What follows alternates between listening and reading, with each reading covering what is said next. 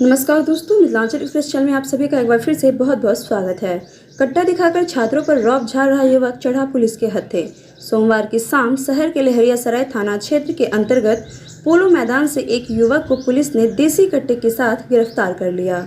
गिरफ्तार युवक की पहचान लहरियासराय थाना क्षेत्र के पंडासराय निवासी अरुण सहनी के पुत्र आदित्य सहनी के रूप में की गई है और ये बताया जाता है कि सोमवार की शाम ट्यूशन पढ़कर लौट रहे कुछ छात्र पोलो मैदान स्थित पार्क में रुके थे और उसी समय आदित्य सहनी वहां पहुंचा और उसने सबको पार्क से बाहर जाने को कहा।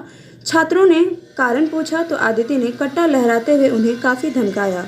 छात्रों से हो रहे विवाद के बीच एक छात्र ने लहरियासराय थाना अध्यक्ष को फ़ोन कर इसकी सूचना दे दी मौके पर और सूचना मिलते ही लहरियासराय मदन प्रसाद थाना के एसआई प्रतिपाल और मुकेश कुमार के साथ तुरंत पोलो मैदान पहुंच गए।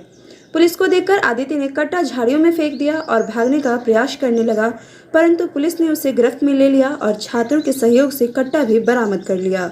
फिलहाल आदित्य सहनी को पुलिस हिरासत में रख लिया है और उसके आपराधिक इतिहास का पता लगाया जा रहा है।